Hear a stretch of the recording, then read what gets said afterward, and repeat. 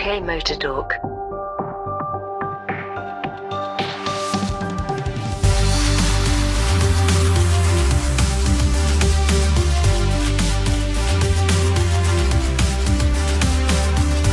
Hello everyone and welcome to UK Motor Talk. I'm Mike, hello.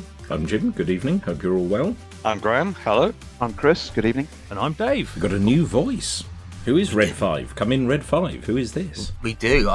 We have an interloper on the podcast. Yes, more of that to come. How are we all doing? All good? Yeah, all good, all good. Yeah, yes. No, it's dark, don't it's want to miserable, it's horrible motoring. They're about to start gritting the roads and nobody's changed a headlight bulb in ages, so everybody's driving around with one headlight on full beam and no headlights are adjusted. But apart from that, it's all right. But yeah, the summer cars are tucked away and it's dark and it's just cold and miserable. But apart from that, I think we're okay. Well, you say this. I think I probably came the closest to soiling myself in a car on the way into work a couple of times this week, because I have done for a very long time. I drive a car that's rear-wheel drive, as many of you will know. And the previous owner, before I bought it, had quite a substantial bill, which I generally will gloss over, but it was about £4,500. As part of that bill, he then found out he needed 2 tyres. So because he was trading the car in, decided to chuck a couple of Ditch Finder 3000s on the back. And these Never Grip slip wells are superb in the wet. So what happened was, on a perfectly straight bit of road, which was slightly damp at about a third throttle, at about 55, 60 miles an hour, I had wheel spin and the car started twitching and then thankfully gripped and went. That was number one. And then number two was at about 20 miles an hour, just having the thing go rather sideways on a roundabout. And there wasn't any exuberant driving going on. Needless to say, I changed both my pants and the back tyres almost immediately. Thank God. Let's just make this clear. Cheap tyres, budget tyres, just no. It's a recipe for soiled trousers. Anyway. When you say budget tyres, the opposite of budget tyres was your what did you get? Was it Dunlop Sport Maxes? Yes. That pitched up. It was like, ooh, someone's doing well. It's like somebody's not doing well. Somebody's had to take out a small remortgage because that was quite a lump of rubber that turned up out of the back of the van, wasn't it? There was a lot of tyre there. They are 285 30/20s, the back tyres. So they are a big wide tyre. The fronts are 255 35/20, so slightly smaller, slightly more common. And the Dunlop ones were the standard ones that came out of the factory, so I think it was a good idea. But yeah, they are an expensive tyre. Well, in fact, they're a relatively inexpensive tyre compared to some. But yeah, that's not exactly what you hope for just before Christmas. But I just couldn't do with driving into work and as I say, having to change my pants and trousers every day, because that'd be very expensive very quickly. I could kind of understand if I was being a bit silly, but yeah, rolling burnout at 60 miles an hour is not really what I was going for on the gentle drive into work in the morning. All good fun.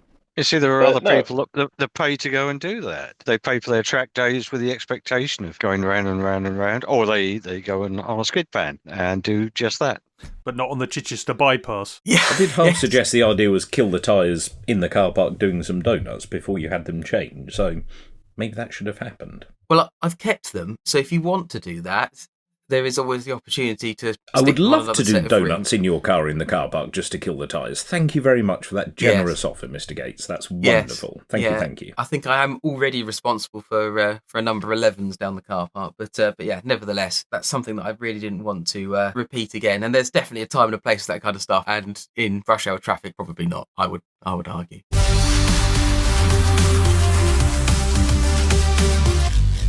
Anyway, has anyone else been up to any car-related bits since we last spoke? Well, I think I've been sad watching car racing over the last couple of weeks because Jenson Button, one of my heroes, one of my favourite drivers ever to watch, has done his last race. He's rounded off his professional racing driver career with the World Endurance Championship in Bahrain, had his last race, and I wanted to pay a little tribute and say thank you for the memories. You know, I know some of my colleagues here have spoken to him in the paddock at Goodwood over the years, and he's always been a gentleman. But we share initials, and he took over from Damon Hill as my favourite driver in 2000 when he arrived in Formula One. And what a career, what a champion, what a driver, what a very nice bloke. And I just thought we should all pay tribute, because he's got the best initials in motorsport as well. I would echo all of that. He's certainly a very nice guy, and I started interviewing him way before he got into Formula One, and he was a nice lad then. And even once he's got to his Formula One pinnacle as champion, he still remained a very nice bloke and a very easy interview, very chatty, very pally. Great guy. He always seemed very approachable. I think he just always had that sort of down-to-earth nature, didn't he? And I think he did the thing that we would all do. If we'd suddenly got into Formula One and started earning a bit of a paycheck, he went out and bought a Ferrari 355, a mansion, and got himself a supermodel girlfriend, all within the space of about 6 months. I think he said, I earned 100 grand in that year, but I somehow managed to spend 1.2 million and was a little bit screwed after that. But he had an up and down career, but there was always those glimpses of absolute genius. And 2009, it's they've made films about it, but I think if you portrayed the 2009 film as a sporting film, nobody would believe it, would they? It just, you think, it was a good story, but I wouldn't believe it. It was a good film, but no, I wouldn't believe it. But the loyalty and the up and downs and the contracts and the buying the team for £1, and where he had and hadn't gone back to Williams and stayed with BAR and stayed loyal to win that championship in 2009 was just fantastic. But then to walk into the lion's den of Lewis's team at McLaren, and there's statistics and numbers, and you can flip statistics whichever way you want, but over the 3 seasons that he was with Lewis, I think he scored more points than him, and at the very least, nobody could argue that he went toe-to-toe with Lewis, and Jenson Button on his best day was, I think, better and quicker than Lewis. Lewis maybe had more sustained higher peaks, and the over century of wins and the 8 world titles, 7 world titles, 8 world titles, thank you, Michael Massey, let's not get into that, would point to Lewis being more statistically successful. But, Jenson didn't get absolutely demolished by him. He stood his own. I think it showed the quality and the bravery of the guy to go into McLaren and go up against Lewis, and he equipped himself very well. So, but as you say, he's always been a gentleman. He's always been lovely. The McLaren Honda years, never slagged the team off, never GP2 engine. Not quite some radio highlights that Fernando gave us, but he was just always supportive and a team player. And he's hopefully got a good career, and hopefully we bump into him a lot at Goodwood Revival and things like that, because I think he can just race for fun now, hasn't he? He's got nothing left to prove. So thank you, JB. Yeah, good on him. And somebody else who's left the stage, but sadly in a slightly more permanent way. Anyone who's been watching TV programmes, particularly about cars over the last few years, will know the name Quentin Wilson. He was on old Top Gear, which was around the era where Jeremy Clarkson was there the first time around, in its original magazine-style presentation. Quentin was very much the man about buying cars, running them on a budget, how to save yourself money, very much a campaigning journalist, and sadly passed away at the very young age, really, these days, of 68. And just wanted to say how sorry I was to learn that. He's another one we've spoken to over the years, and I've had some very interesting chats with. Very erudite, knew what he was saying. And only a year ago, I didn't interview him, but I did sort of catch an interview with him at the Everything Electric, the thing at Farnborough anyway, the green thing that I go to, that I enjoy going to. He was there on a panel and was again talking about campaigning, trying to make electric and renewable sources of motoring more accessible to people, getting rid of all the red tape and so on. So, was doing what he loved pretty much right to the end. And I know he'll be missed. I know there's an awful lot of old Top Gear episodes featuring Quentin have started popping up in my YouTube feed, and I've enjoyed watching those. So, I'll say goodbye to him, as Jeremy Clarkson used to call him, Count Quenchula. So he had the slicked back hair and the slightly, I don't know, what was it? There's something Nosferatu about the man, but he will be very sadly missed, and they don't make him like that anymore. Yeah, I think he always had a very straightforward, very gentlemanly presenting style, didn't he? He was always very calm and unflappable and told it like it was. Yeah, when I sort of bumped into him, there was a Ford dealer event that I was at a little while back, and it was just as Ford had suddenly realised that electric cars were a thing, but before they'd released any electric cars, they got Quentin Wilson along to talk about electric cars and how they were the future, and Ford were the best place to take advantage of that. But I didn't really get that at the time. But just the way he sort of presented and spoke common sense, and his whole view of the world and the way it works, and but he'd be presenting and talking about new cars, but say actually just go and buy a second-hand one because it's better and it'll save you some cash. And he was just always that man of the people. He was a sweet guy, wasn't he? Definitely very nice guy, very authoritative, both in the flesh and on TV, and that's really what made him the sort of the Top Gear star of the day. You just believed in what he was telling you.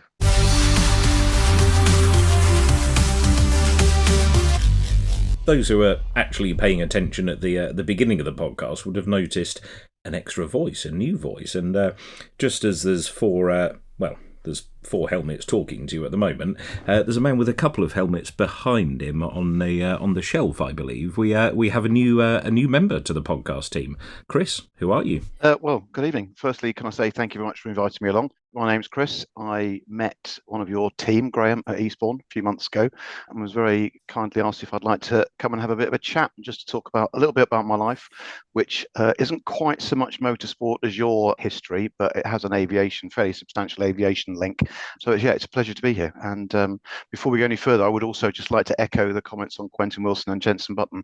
Actually, I remember following the autosport media in the late 1990s, and there was a young guy in Formula 3 who was doing extremely well, and I remember saying to somebody, watch this guy because he's got a big future, and 2009 will go down in history, and I still think I think it was 2011 Canadian Grand Prix where just anything could happen, and very nearly did, and he took the victory from last place, and just what an absolutely outstanding race, outstanding driver, and I wish him all the best for the future. Yeah, I think 2011 Canada is commonly voted just the best race of all time because that just had absolutely everything, didn't it? It was one of those races where you kind of look back on it and think, I wish I kind of remembered it or marked the moment more. The line at the end of The Office where I wish there was a way to know you're in the good old days. When you're in the good old days, you could remember them, because that day just had absolutely everything. I mean, it was a good time of it, but it went on late into the evenings. You could have a couple of drinks and enjoy watching it. But that's at the end of that, it was just like the line from Bad Boys, wasn't it? That's how you drive. From now on,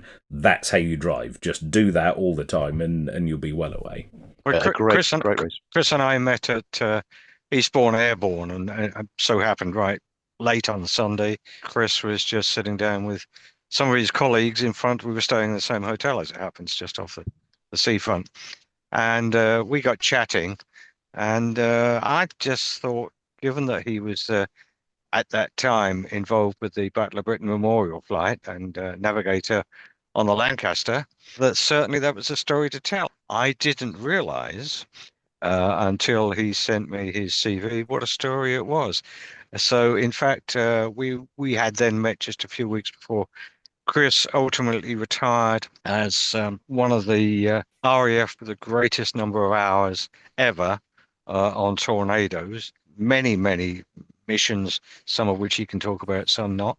But an incredible number of flying hours as Navigator. And the stories that he told on that day, and I'm sure will regale us with a little bit later, of flying at Mach God knows how many through the Lake District, breaking every possible speed limit.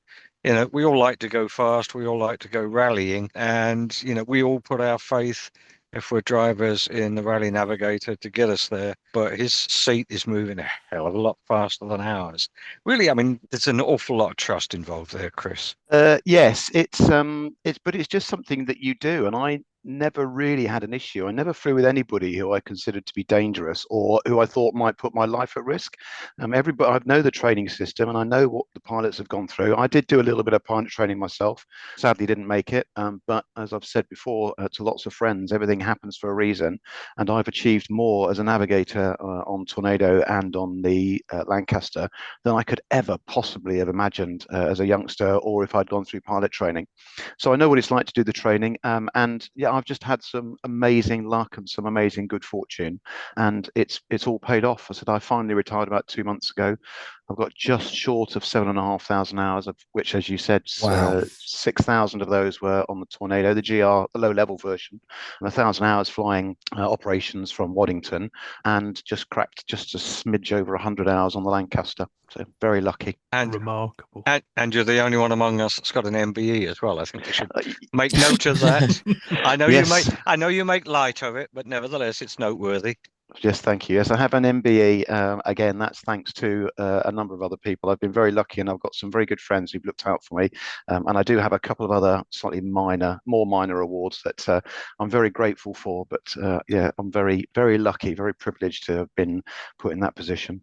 So, Chris, how did you start on the Tornado? Now, Tornado is one of those planes where, as a kid, we got to see those. Well, I got to see those flying at air shows, and just loved the sound of afterburners and just the thump and bang of these things coming through. So, please tell me a bit more about how you got involved and what it's like to actually be inside a Tornado. So, I mean, I'm not going to take you right back and give you my full history, but I remember as a very young child, sort of 6, 7, 8 years old, going to air shows. My dad was very aviation minded, and we lived in East Anglia. So there was a number of both UK and American air bases that had air shows. And one of my earliest positive memories was watching. I saw the prototype of Concorde. I remember seeing the Vulcan. I remember seeing the Lancaster displaying just after it had been acquired by the BBMF. But one of the most dramatic things I saw was the Lightning, which as a 6-year-old, I was convinced he was at 2'6", doing 1,000,000 miles an hour. He was probably at 100 feet and doing the best part of 600, but he went past and then pulled into the vertical. And the standard departure is always into the vertical, lots of aileron rolls. And I just thought that was the most amazing thing I'd ever seen. And I think that was probably where I got the bug. I just think that was just the moment I thought, God, I want to do that. That looks fantastic. And I went through a number of other sort of career options, but there was always I wanted to join the Air Force and fly fast jets. Sat there on the little demon on the shoulder going, right, go and do this.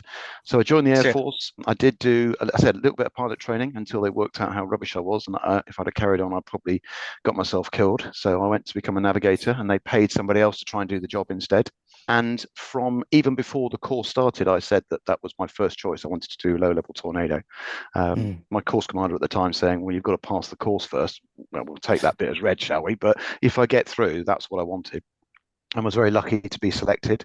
I then did a little bit of time on the Hawk, and then went to Cottesmore, which is in Rutland, and did 3 months there with flying with Germans and Italians and other British pilots, before then going to Honington, which is Bury St Edmunds in Suffolk, and doing the weapons conversion unit. And then going off to Germany, did 8.5 years in Germany, 21 years at Lossiemouth in northern Scotland, and then I did the last 2 years of the Tornado at Marham through to March 2019. And every single day, I never once woke up and thought, oh, God, I've got to go to work again. It was an absolute pleasure. And obviously, some trips are better than others, and there are some that stick in my mind and some that are eminently forgettable.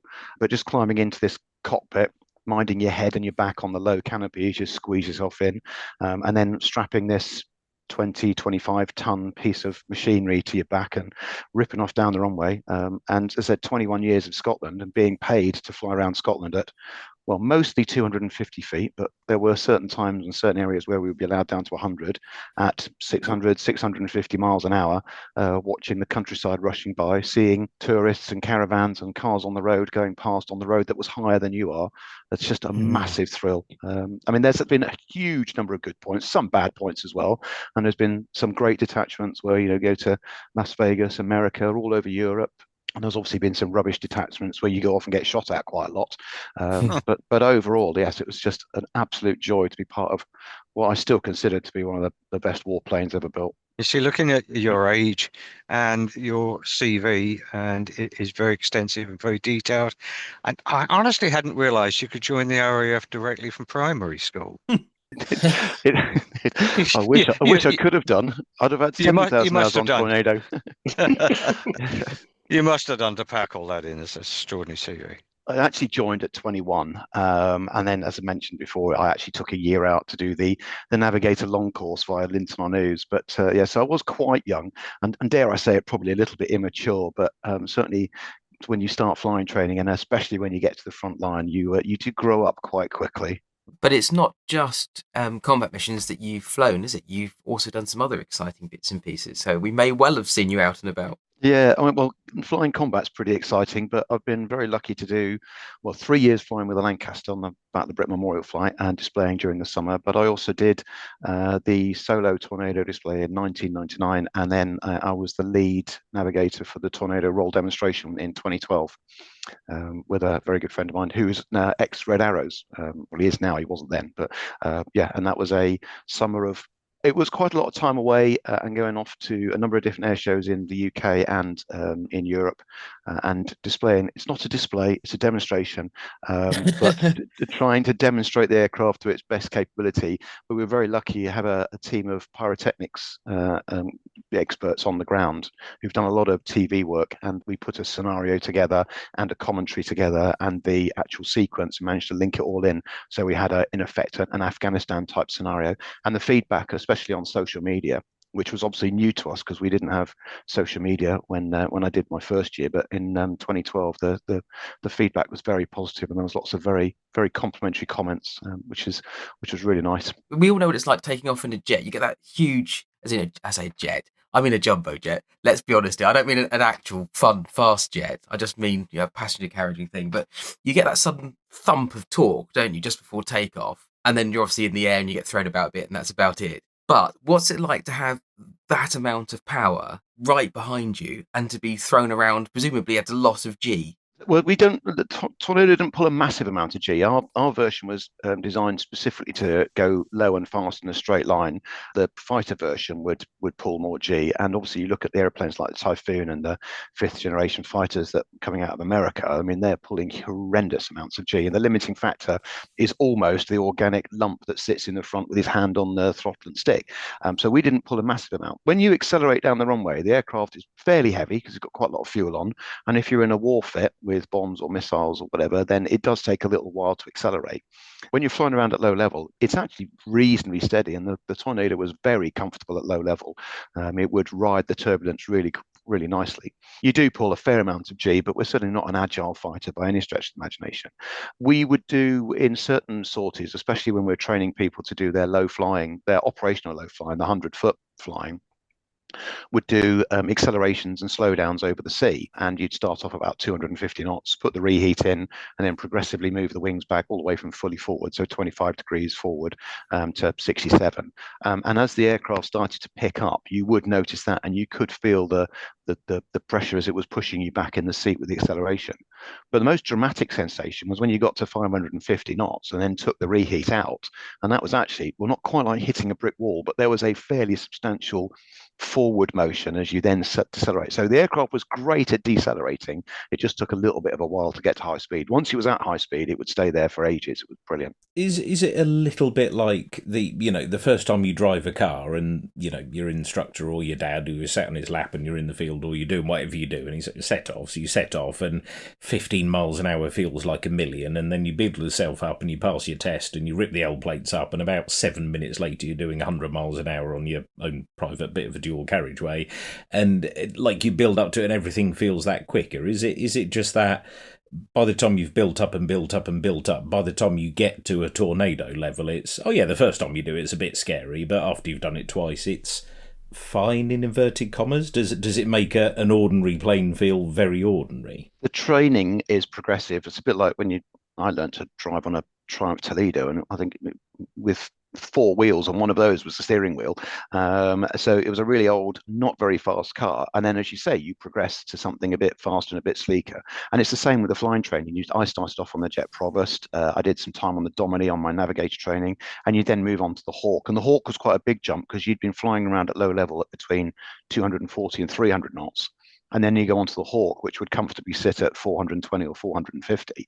And then when you go to the Tornado, and we, in certain exercises, certainly at the beginning of the Tornado career, we were allowed to fly to what's called NE, never exceed limits. And we'd be sitting in Canada or in America or in the UK flying at 600 knots. And actually, to be honest, when you get up to 600 knots, the scenery and the clouds are going past a little bit quicker, but it's just, you just have to look a little bit further ahead. A minute is still a minute. You've just done 10 miles instead of 7 or 5 or 4. Bloody hell. It's a little bit like we've talked recently about with the helmet cam and so on in Formula One, and I was observing that in recent years, gradually the camera angles have lowered, so you get even more of a sensation of speed than used to be the case. When it was just a camera sitting above the driver's head, it's not so noticeable. But the lower you bring the camera down, the more obvious it is. And once you get down to the fact that you're looking upwards at the top of the walls in the same way as the driver is, then the sensation of speed is much greater. Yes, there's plenty of YouTube videos and videos online, various different websites of aeroplanes doing low-level flying. In fact, a couple of them are mine from 2012 when we did the Royal demonstration. And you do get an impression of speed, although obviously quite a lot of them are wide-angle camera lenses, so it does distort it very slightly. But you do get an idea of speed and the low height, watching the countryside and rushing past at a great rate of knots.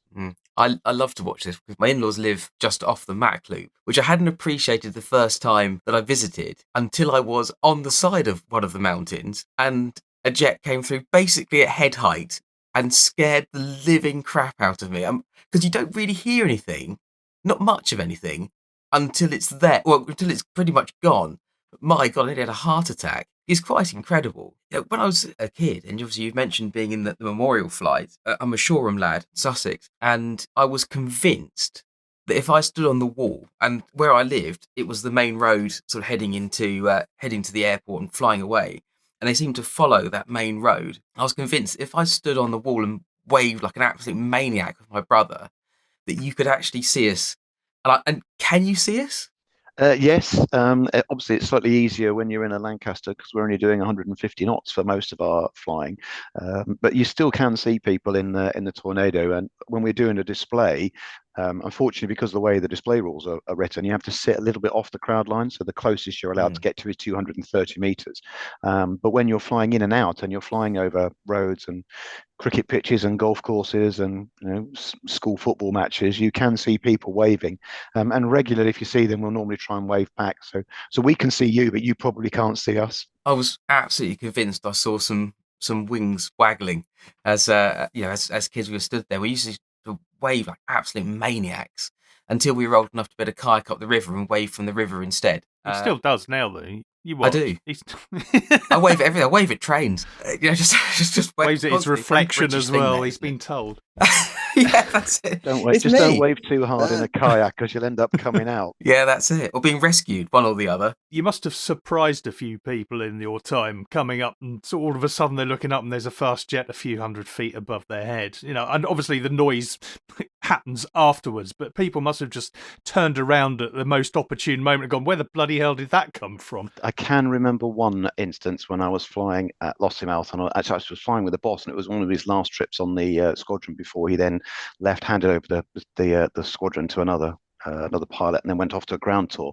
And we were flying down Loch Lomond, and we were getting reasonably short of fuel. So as we flew north to south down Loch Lomond, going pretty fast, but at about 250 feet, he saw a guy water skiing behind a boat, flew over the top of the boat at 250 feet, and then we. And by that stage, I said, we do really need to turn around and go back now, otherwise we're going to run out of fuel. And as we turned around and came back, we found the boat again, and the water skier was being dragged into the back of the boat. We'd obviously blown him straight off his skis. So if he's listening, we're really sorry. But you're not sorry, are you? Because that's a brilliant story. Because I bet you if he will tell that story down the pub for years and years and years, he will dine out on that story. He'll be well away, so don't you worry. You'll never guess what happened to me today. It's the equivalent of the penguins, isn't it? Where they fly over and they all sort of fall over backwards as you go over the top. Water skiers. They deserve it. I think we should probably point out at this point that Tornado, as far as the UK is concerned, flew with you, or you with Tornado, up until 2019 when Tornado was retired from service in this country, but it still flies in other places around the world. Correct, yes. So the Saudi Arabians still have it, Italians have got it, and the Germans. The Germans, I think, are planning to keep theirs until 2030. I'm not quite sure what the Italians and the Saudis are doing. So it is still flying, and the Italians are still flying it on ops in the Middle East in support of the campaign out there. So it is still going strong. They are still out there. And I think it's probably fair to say that of all the jets, Swing Wing are probably the coolest. That might have been the deciding factor in my choice to go to an aeroplane where the wings move backwards and forwards.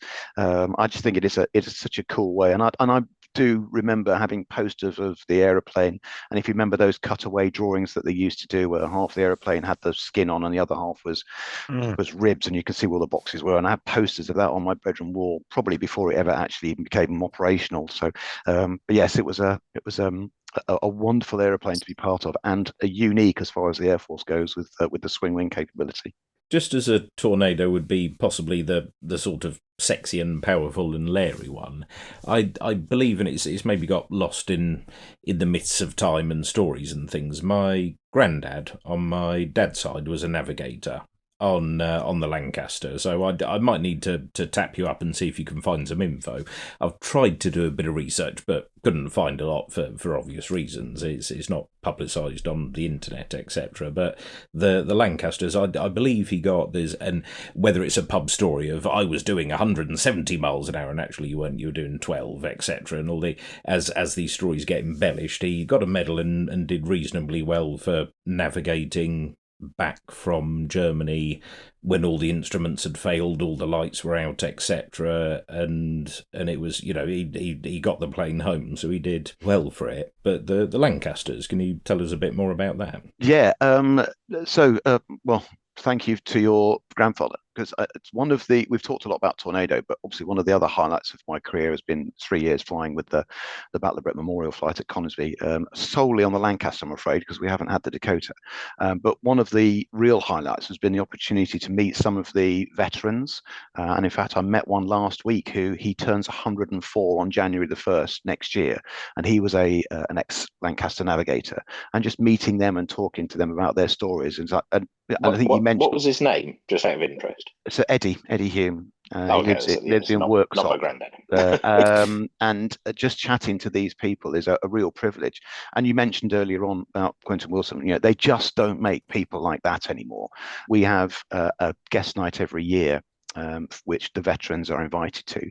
And there's one person who comes every year, and I am absolutely convinced he's getting younger every time I see him, a guy called Colin Bell, who is famous, dare I say infamous, but he's an absolute star. He's a complete legend. He used to fly, I think it's Halifax and Mosquitoes, and one of his claims to fame is he outrun a Messerschmitt 262 during towards the end of the Second World War, and he gets up and regularly does a quick sort of speech and a quick thank you, and he has a picture in his attic getting older, I'm absolutely convinced.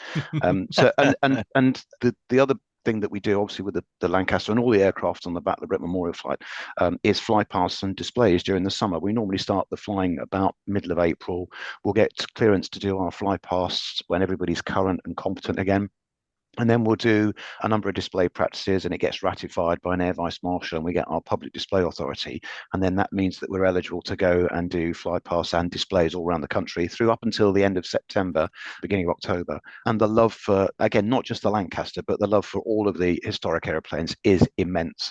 And everybody is so grateful to see it. And it is such a privilege to be a part of such a historic aircraft. And I've actually now retired, started doing guided tours at the BBMF, and talking about the history of the aeroplanes, and the stories behind them are absolutely fascinating. It's an hour and a half tour, and I could talk about it for 3 hours, and we don't have enough Zoom time for me to go through it all, but it is an incredible place to be. I'm not a religious kind of guy, but it's when you go into the hangar and you're surrounded by this historic aviation and these legends of airframes, it is quite a spiritual place to be. So yeah, it's again a great privilege, and I've been very, very lucky to be part of it. Can I just say that the Lancaster, which is, in my mind and as a kid, always seemed like a huge plane, when you see them up close, and if you're lucky enough to ever go inside, they are inside absolutely tiny and just full of all kinds of terrifying trip hazards. The idea of being inside that in some sort of combat where you had to perhaps get out, or you were relying on everyone around you to stay alive and get home safely, it's terrifying. The guys that were in them, they must have just had absolute balls of steel. It's just the first time I managed to climb through, I couldn't imagine what it would be like to have to, even just in normal level flight, to try and get from one end to the other. It must be terrifying. Oh, and by the way, you're doing it in the dark and you're being shot at, the pilot's probably taking evasive manoeuvres. We sort of politely refer to the Lancaster as a reverse TARDIS because it looks really big on the outside. But like you say, when you get inside, it is the world's biggest obstacle course. It is a climbing frame. And I reckon there's about 10,000 things in there you can bang your head on, and I'm pretty sure I found most of them. There's a statistic which I've learned whilst I've been doing these tour guided, is that 18% of all of the aircrew who were ordered to bail out, they were the ones that got out. That left 82% of the people still in the airplane when it either exploded or hit the ground. It's not an easy plane to navigate around, even in daylight on the ground at 0 knots. When you imagine being at 250 or 300 knots at night with flames going through the fuselage, it must just have been absolutely horrendous. And yet they'd survive a mission, go home, have a few beers, and then 2 or 3 nights they'd go and do exactly the same thing. And as I said, we are just not worthy. How they did that, 125,000 volunteer aircrew flew in Bomber Command during the Second World War, and 55,500 of them didn't come home. So yeah, just unbelievable courage and bravery. It's absolutely incredible. And to be speaking about this in November, of course, when these things we bring to mind, I think a lot more of this time of year. It's incredible. I can't begin to imagine what it must have been like. I am the world's clumsiest man, and as I say, just trying to step through on the ground was hard enough for me. But half the time as well, trying to work out, hang on, what lane should we be in on this roundabout? I don't know. I'll go in the right hand lane and just put my foot down and hope for the best. It's a world away, isn't it? But just out of interest, having done all this and having survived all this and flown all this at all these speeds, what car do you drive on the road every day? What's the weapon of choice for a man that has flown at hundreds and hundreds of knots only a few feet off the ground? What is the weapon of choice? What satisfies the need for speed? I would love to tell you that I've got a Chiron in the driveway or a 488 in the garage, but I drive a 14-year-old Ford C-Max. Yes, we love the C-Max. All we can have is a round of applause, and it is the only car that could possibly satisfy the need for speed as much as a man who has flown a Tornado is the Ford C-Max. It takes forever to accelerate. It slows down really quickly. And I said it's a family man's car, but I haven't got a family. It's exactly the same. They've all grown up and gone to university and left home. So I'm not even a family man anymore. It's what you said about Tornado. It doesn't accelerate quickly, but it slows down very quickly. That's right. And presumably, if you have someone in the front, you can sit directly behind them and tell them where they're going. It's absolutely perfect. It is funny. It's really comfortable. It's got loads of gadgets. I'm with you. I love the C-Max. We have a C-Max, and this was a relatively recent acquisition. We've talked about this on the podcast before. It wasn't a car that I was expecting to love, but having driven, and we drive lots and lots of different cars, as you can probably imagine, everything after 2024 has to bong and beep at you until you turn those things off, and that's really irritating. And so as a result of this, we've elected to start driving a C-Max, which is a 2013 car. Ours is a relatively basic one. It's a silver Z-Tech, which we've nicknamed the Sport C-Max. It is the Z-Tech, so it is the sporty one. It is the sporty one. But it's great. And we have probably done about 3,000 miles in it in a very short period of time. And it's perfectly comfortable. It does everything we need it to do. And I have fallen a bit in love with it, which I think is excellent. Of all the new stuff that we've had to be able to drive, I've ended up taking the C-Max. So I think that's actually a relatively good choice. To be sat-nav that hasn't been updated since 2014. Yes, I do. No, so yes.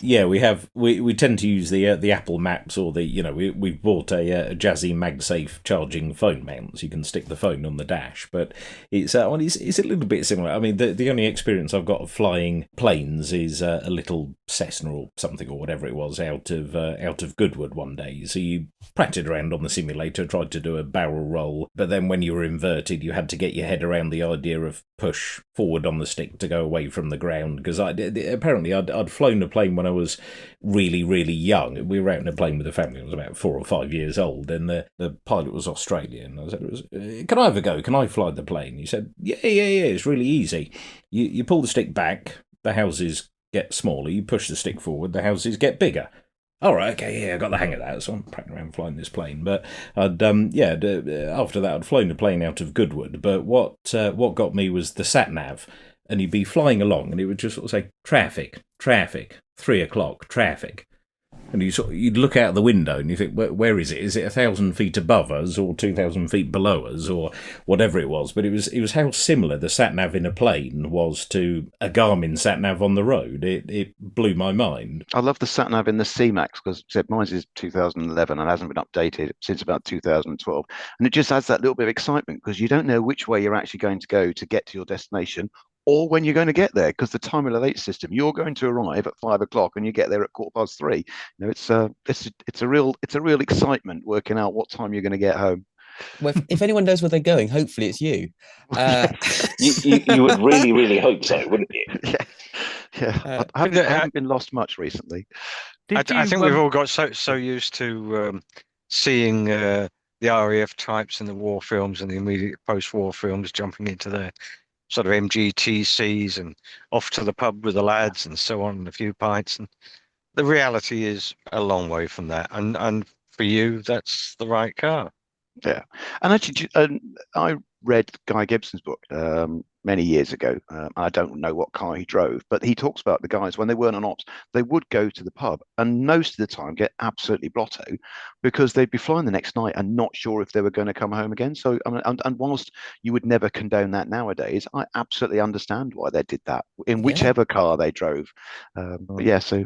Maybe things haven't changed that much. Live every day like it's your last. Quite absolutely. Literally. Yes, exactly. On the subject of maps and navigation, which was your career, did you have a liking for maps and finding your way around places when you were younger? Was it something that you had in you, or was it just something that became the option when you were told that sort of piloting a fast jet wasn't for you? Here's somewhere else you could go. I don't remember being interested in maps specifically. I mean, I was quite good at geography at school to such an extent that our careers advisor asked me if I wanted to go and be a cartographic surveyor, a job of which I'd never actually heard of.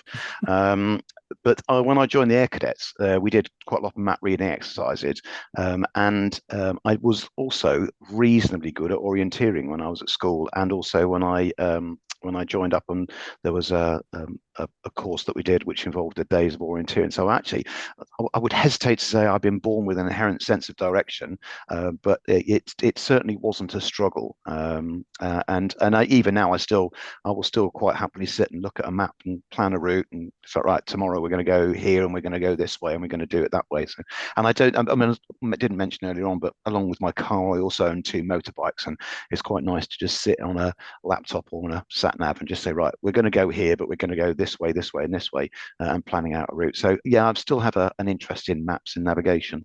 Still got it then. That's very good. Yeah, it was definitely ingrained in you. I think it sounds like you were destined to do it just a lot quicker. Another thing I was going to ask, and just while I think about it, from your vantage point, and particularly thinking of the slightly slower vantage point of the Lancaster, you must have had some amazing views. And I'm thinking particularly as we were talking there about this time of year and Remembrance Day, and sort of thinking about all those who've sort of gone before, a lot of them in Lancasters and so on. We're obviously very mindful of the flypasts that are done by the Battle of Britain Memorial Flight alongside other aircraft in the RAF's current fleet. And one vision that's always stuck with me is that going over the top of places like Buckingham Palace and dropping the sort of the carpet of poppies. You must have seen things from up there doing jobs like that sort of brought a lump to your throat.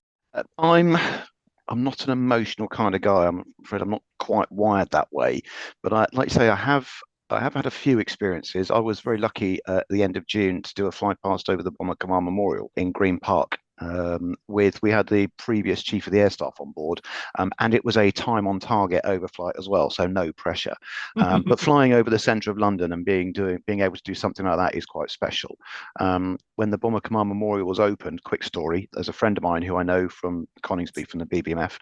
He was the navigator, and they had 55,573 poppies inside, which is the exact number of Bomber Command aircrew that was killed during the Second World War. And on the run-in, when air traffic were asking him how many people were on board, he said there's 4 POB and 55,573 souls. And that's quite an emotional. That's a really lovely radio call, and I wish I'd had the nous to have come up with something that clever. Very moving. When I did my penultimate flight on the Lancaster at the beginning of September. We flew out of Coningsby and landing at Prestwick, and the following day was a return home. And as we flew past Lincoln, and obviously Lincoln Cathedral is iconic, and it was a very famous landmark on the way out and the way back. And I took a fairly rubbishy picture with my crappy iPhone. And then I did actually mention in cockpit at the time that, like so many Bomber Command aircrew before me, I think I've probably taken my last ever look at Lincoln Cathedral from the air.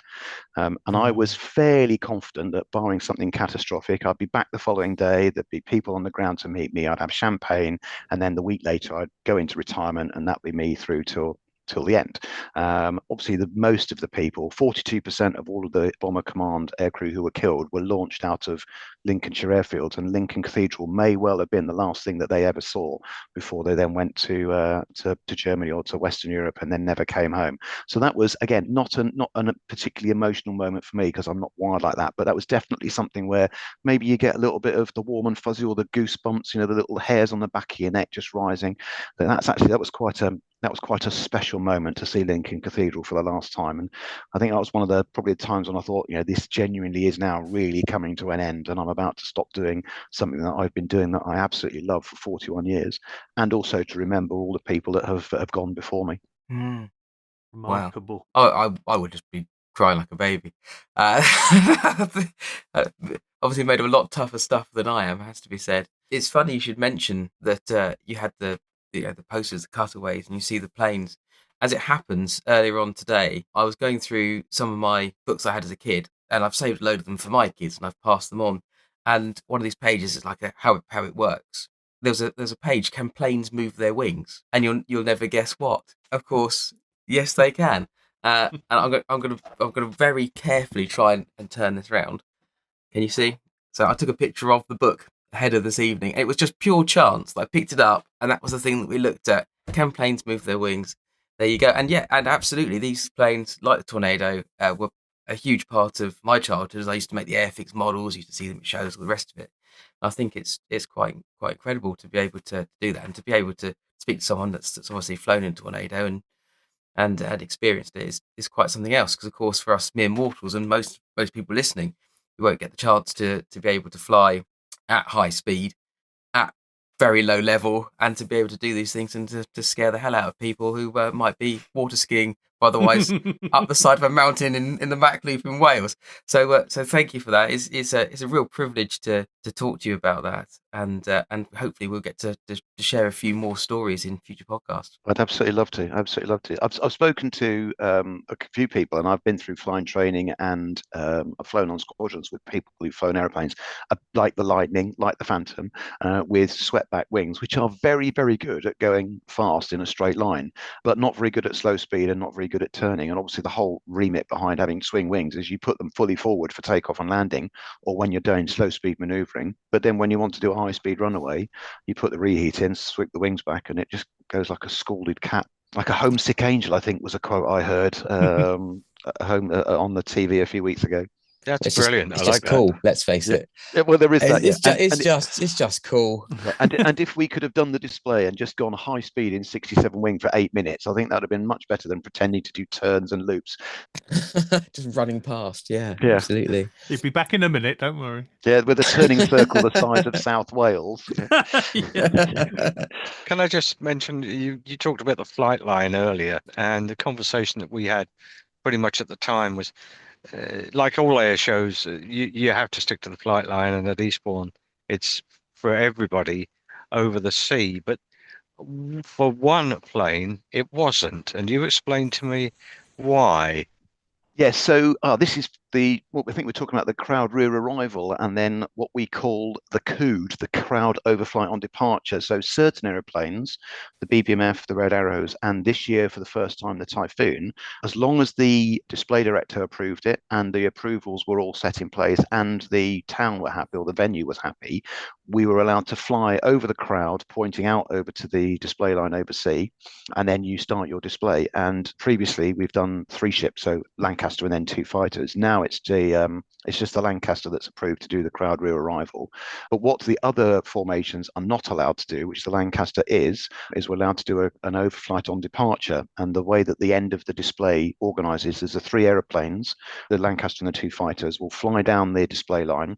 Then they'll do a big 270-degree turn, point at crowd center, and just before you get to in effect the no fly line, the 230-meter line, the fighters will brake and go left and right down the crowd line, and then the Lancaster will go to full power, full supercharge boost, and then climb up and then fly over the top of the crowd about 1,000 feet, starting at 500 and then up to 1,000 feet. And the feedback from that has been immense. It's just one of the most popular. It looks. And so how many swear words were involved in the feedback for that? Because that would have just been one long expletive. It is amazing, and it's not just the sight, but it's also the sound. You've got 4 Merlins at. They're not max power, because obviously we have a limit to try and preserve the engines, but it's the max power that we're allowed to use, and it sounds immense. And again, that's a goosebump moment as it goes over the top. And I was lucky enough to see that 4 times on the ground when we did it at Eastbourne. And when we did the display in '99, a friend of mine says, never underestimate the power of the ice cream van. Nobody's going to leave the queue to watch a solo Tornado. People will stop what they're doing when they watch the Lancaster flying right over the top of their heads. And that's an incredible sentiment. And the inbound Typhoon, when that came in over the crowd, because I was there for 2 days. When that came in over the crowd, there were people more or less flat on their backs. The sound was amazing. So he comes in dry power. I think it's around about 300 knots, and the Typhoon does turn quite well at 300 knots with the reheat in. But then once he clears the shore and he's away from the crowd, that's when he puts the reheat in, and it's an extremely impressive display. I've seen the Typhoon display now for a few years, and this year was very good. And I happen to know the guy who flies it fairly well. Him and I flew together on Tornado quite a lot. We've got some previous, but yeah, the display is very good. It's almost as though it's not driven by a human. It seems to do things that just confound the eye and the brain, and you think, how does it manage to do that? That doesn't observe any of the laws of physics that I know. It was because it's been built and designed to be aerodynamically unstable, and there's 65 million pounds worth of computers stopping it from falling out of the sky. So it is pretty much carefree handling, and if you ask the airplane to do something that it can't do, it just won't let you do it. So it is, I said, it's not quite carefree, but it's pretty close. Some years ago, in a galaxy far, far away, I actually got to have a go. About to say in a Ford Galaxy. Yeah, the Ford Galaxy far, far away. TDI. Yeah. Which has £65 million worth of traction control and ABS. Not quite.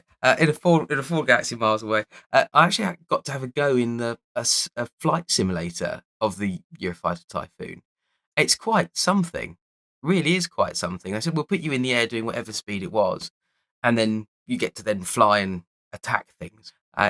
It's quite something. I'm desperately trying to remember exactly where it was, but yeah, it's cool. It's got an incredible roll rate, and I spoke to somebody a few years ago now who did Typhoon display in early 2000s or mid 2000s, and he said basically he spends 10 minutes at 300 knots with the reheat fully in, pulling 9G. Whoa!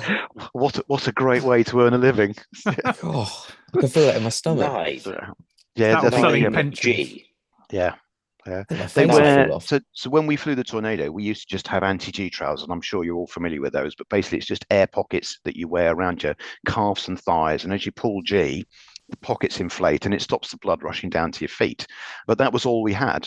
All the rest of it, there are straining maneuvers that you can do, and it's a fairly unpleasant thing to do. But with the Typhoon now, they have anti-G boots, trousers and jacket as well. So in effect, their whole body is being compressed to stop the blood flowing down to their boots and to keep them conscious. Is that a bit like a blood pressure monitor? When you have is it the feeling similar? Do you get that same sort of crushing? Yes, yeah. That's really unpleasant. To be fair, you just get used to it. You don't even notice it, really, but yes. Relive the experience by just going on the Omron website and buying everything they've got. It's a very good idea not to have your car keys in your pocket, though, at the time. Yeah. So just moving it back to Carl's and the general subject of our podcast, is there anything that on the road or on the ground that's come close? I mean, I sort of get the sense that the lower you fly, the more exciting it is, because the more the sensation of speed. You can do 1,000,000 miles an hour, 30,000 feet in the air, and it doesn't look that quick. The lower the faster, the lower the faster. So is there anything on the road you've ever driven that's come close to that feeling? Yeah. Well, so apart from a C-Max, of course. Yes. When I did my pilot training, once I'd been politely removed from that, I then held at a couple of RAF bases before I then went off and started my Navigator training. And I was very lucky to get a trip in a Tornado F2, which was the predecessor to the F3, the fighter version, not the low-level version. And on that trip, we were flying at 1,000 miles an hour. And I knew we were at 1,000 miles an hour. It's about 850-ish, 870 knots, whatever it was. But I knew we were at 1,000 miles an hour because it told me in this 20 million pound head-up display that I had in front of me. The only sensation, and we were about 30,000 feet-ish, the only sensation was just that the clouds were going past a bit quick. One of the very first trips you do at Cottesmore when you learn how to fly the Tornado before they then teach you how to operate it is you go off and you go supersonic over the sea. And that's at about 1,000 feet. And the oil rigs go past very fast. And you're only doing about 700 miles an hour, a little bit more than that. We were allowed to do 600 knots, which again is about 700 miles an hour over Scotland and at 100 feet. And the world rushes past really quick. But it probably doesn't compare to your Lewis Hamiltons, your Lando Norrises, and all the other Formula One drivers who are sitting there doing 200 plus miles an hour. And I'm a big, from the T-shirt you can see as well, I'm a big motorbike fan, and TT riders who are sat on two wheels doing 200 miles an hour down the Solby Straight, past the pub and the post office and the telephone box and the Isle of Man. And they are probably getting a bigger sensation of speed, although to be fair, they're probably looking straight out the front. Whereas as a navigator, with a guy in the front who's staring straight out the front, I got the chance to look out to the side, and that's when you get the true sensation. Looking in front, you don't really get it as much as you do out of your peripheral vision. And watching the countryside going past at 700 miles an hour is, I will be honest, quite a rush. To say the least, I should imagine. I mean, you say now that bikes are your thing now. Do you get out and about in the local area quite a bit? Do you go on long jaunts? Is it more a sort of a weekend thing? How do you enjoy your bikes, and what do you ride? What bikes do you have? So I used to do a lot of riding. When I was in Scotland, I would go over to the West Coast and ride there an awful lot. And the scenery over there is absolutely stunning. And I have done some fairly long tourist trips. At the moment, I hate to say I'm a fair weather biker, but I don't normally ride in the winter because it just gets too cold and too wet, and I'm getting a bit too old to be warming my fingers and toes for 3 hours when I get back. But I've got a Triumph Tiger 800 and a T120 Triumph Bonneville, which is beautiful. I went to Motorcycle Live about 3 years ago with the intention of buying a pair of £20 lightweight riding gloves for an off-road course I was doing in Spain, and it ended up costing me over £7,000 to buy a new motorbike. And perfectly sensible, perfectly normal day out. Nothing unusual with that and I don't begrudge a penny of it, exactly. And so there's a number of us, and we go off reasonably regularly and just go out, mostly just for the day, and just go and explore around. And I'm a fairly regular participant of something called Ride to the Wall, which is a military day out at the Arboretum at Arawas, and where you go off and you remember people who've died in their service since the war, and that's a fairly special day out. This year there's about 4,500 bikes. Last year I think it was closer to 7,000, and the roads around the Arboretum just stop for the day. It's absolutely full of military bikers. It's a real incredible. It's an incredible event. That really is incredible. Wow. I'm afraid I'm not a Valentino Rossi wannabe. I'm not a knee down kind of guy, but I do quite enjoy going out and just taking in the scenery and just chilling out and just having a great day out. And I think we mentioned before, I ride my bike to work quite a lot when I used to work at Waddington, and also when I go to Coningsby, and very rarely do I get off the bike without a big smile on my face, which can't be said for the C-Max, I'm afraid. You didn't ever feel tempted to ride along the runway as a jet was taking off next to you? Just full Top Gun, but a British version. Yeah, I think that was done in 1986. I'm getting a bit too old for that. Yeah. If somebody could lend me a GPZ 900, I'll maybe give it a go. But yeah, I remember years ago interviewing Patrick Head, who's a partner at Williams, and he used to travel to all the European Grand Prix on a bike. He was on I think it was a big touring BMW, but He would go everywhere on that. And we talked on the last time when we were chatting, Ewan McGregor was quoted as saying he goes everywhere in London on a bike, because on a bike, he's just another biker. Nobody knows who he is when he's got a helmet on and leathers on. He's just another bloke on a bike. And it's a great way to get somewhere and just not be recognised. Opposite effects as well. There's a wonderful story of the end of Park Lane, a motorcyclist being carved up by a taxi, and the motorcyclist sort of flagged the taxi down, got in front of him, and when the taxi driver realised he was talking to Barry McGuigan, he thought that he might ease off on the back chat. Yeah, yeah. That's when you take your helmet off. Just to bring us round, I think as one final thing as we close out this podcast. You mentioned Ewan McGregor, and I want to bring us back to Tornadoes. And you know what I'm going to ask you. I do. You just know what I'm going to ask you. So there's this internet story, and we all want to know if it's true, and everyone that's listening will want to know if it's true. I understand Ewan McGregor's brother flies, and that you perhaps might know him, and that he might also perhaps have the call sign Obi-2 Kenobi. Is he Obi-2? So, yes, I do know Ewan's brother, and we flew a lot together. He is also now retired. He retired a number of years ago. But yes, we used to fly a lot together. We're on the same, in fact, twice we were on the same squadron together and flew a lot together. We never actually used the call sign Obi-2. I think that's a bit folklore, but it is quite a nice thing to be called, I guess, or certainly in the media. But yes, he is an ex-Tornado pilot, and he's still a good friend of mine. They have also done a number of TV programs, but fighters and bombers, and Ewan has managed to get some trips in Tornadoes, and I think he flew in a 2-seat Spitfire a few years ago. So they have done a lot of documentaries, which are really good, really interesting reading. And they meet some great guys. The fighter pilot one, they met Jeffrey Wellham and a couple of other fighter pilots from the Second World War. They're good entertainment value. Definitely one, I think, for us to check out then. I guess all that remains now is to say, Chris Stradders, thank you so much for joining us this evening. It's been an absolute pleasure to chat with you, and we really look forward to chatting to you again. So thank you. Yeah, You've put us all to shame with your fantastic stories that we can't possibly ever hope to match, but it has been really enjoyable. And I mean, just to chat C-Maxes with you has been a pleasure, a pleasure for me. So thank you so much for joining us. And from me, Mike, goodbye. From me, Jim, it's goodbye and take care. From me, Graham, goodbye, take care. And again, thanks for our special guest, Chris, for joining us. I'll let him have the last word. I've been Dave, and joining us tonight, and thank you again, Chris. It's been an absolute privilege. Thank you so much for inviting me. I have thoroughly enjoyed the chat and the precursor that we had a couple of weeks ago. Thanks to Graham for coming over and chatting Eastbourne, and so thanks so much indeed, and all the best for the rest of the year and for 26. UKMotorTalk, a First Take Media production. What's an appropriate sign-off for us, Chris? Go on, there must be something that we can say to sign off with. So a standard way that we used to check out on the radio frequency when we were on ops would always, the lead pilot of the formation would check the crews in, and then just before we'd go off frequency, they'd just go, "See ya." See ya. See ya. That's how we're doing it from now on.